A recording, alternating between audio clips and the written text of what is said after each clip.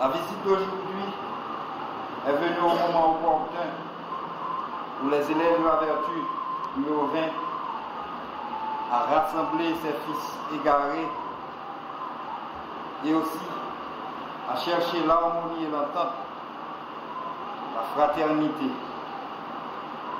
Voilà que cette caravane nous convie aujourd'hui à l'enrichissement de ce désir spirituel. Je sens en moi le produit d'un projet qui porte le fruit. Sérénissime Grand Maître, Sérénissime Pasteur Grand Maître, honorable membre du Grand Orient d'Haïti, chers visiteurs, l'atelier est satisfait de la visite. Et devant la joie qui déborde en nous, nous sommes dans l'impossibilité de l'exprimer par un terme plus convenable. Mais nous ne pouvons que vous dire un grand merci. Depuis environ 5 ans, après le prononcé de mon discours au Convoi national de janvier 2007, une pierre a été lancée pour la réunification de la franc-maçonnerie. Grâce aux prières adressées à l'ange Ramia, le génie de tous les cultes, ce rêve caressé depuis ces 5 dernières années est devenu une réalité. Grâce au dévouement du sérénissime grand protecteur de l'ordre, le président Joseph Michel Martin. Et c'est cette réalité qui nous a conduits ici dans ce temple en tant que grand maître de l'ordre maçonnique, car les prières sont exaucées et les grâces sont descendues pour concrétiser ce rêve. C'est avec joie, honneur et aussi beaucoup d'émotion que je foule le seuil de ce temple sacré pour la première fois de ma carrière maçonnique. Et je suis d'autant plus fier de le faire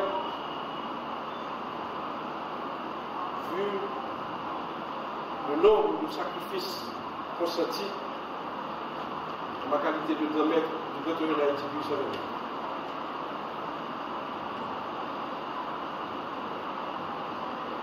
Nous disons, nous le faisons à la gloire du grand architecte de l'ennemi. Et bien, mes frères, notre temps exige qu'on le regarde en face courageusement. Car ceux qui tournent le dos à leur temps risquent de mourir tués par ce même temps, sans comprendre, comme tous les fuyards. Ne fuyez pas. Vous êtes des porteurs de lumière. Parce que franc-maçon, et parce qu'engagés dans le monde profane, nous demeurons doublement attachés à ces valeurs humanistes et civiques fondamentales.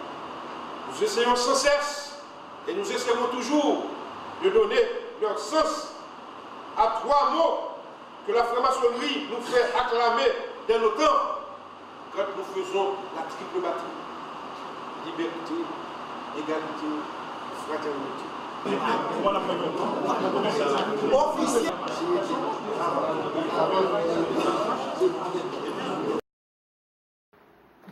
franc-maçonnerie en Haïti, depuis le grand maître Bonnet, en passant par le sérénissime Décembre, pour aboutir à votre éminence, a connu un essor sans précédent dans un champ de plus en plus fertile.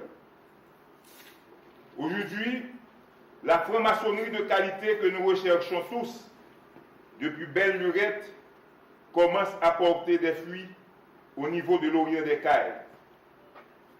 Les jeunes frères, avides de savoir, se comportent de manière réellement exemplaire pour pouvoir bénéficier de fluides positifs.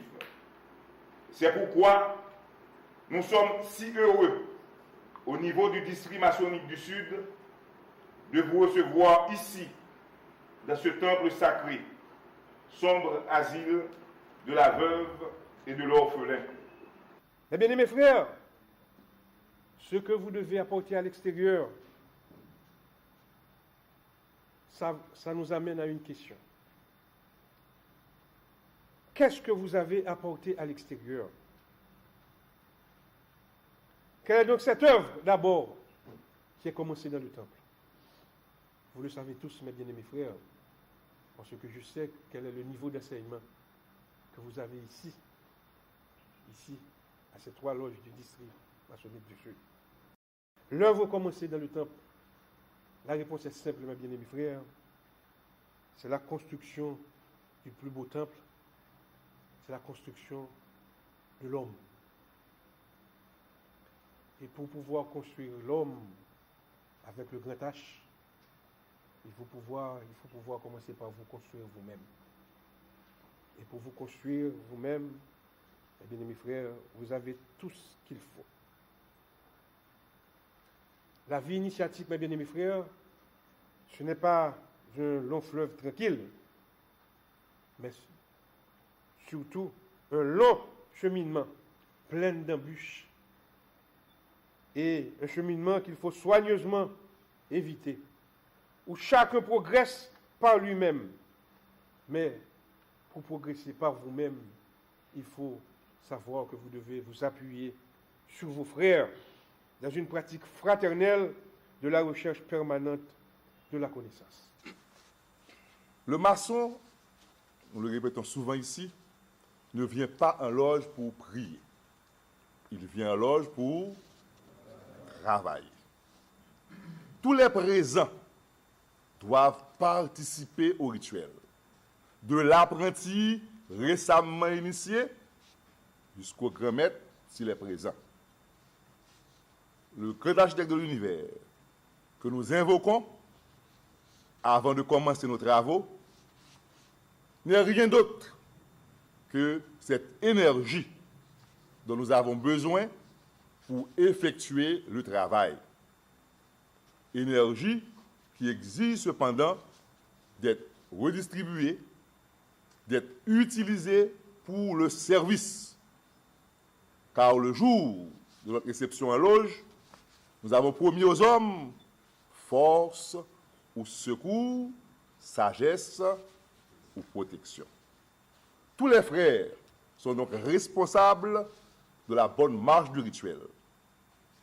Et ils ne pourront être réellement efficaces que dans la mesure où ils seront capables de créer en eux un état de silence, un état de disponibilité destiné à recevoir et accueillir la lumière cosmique.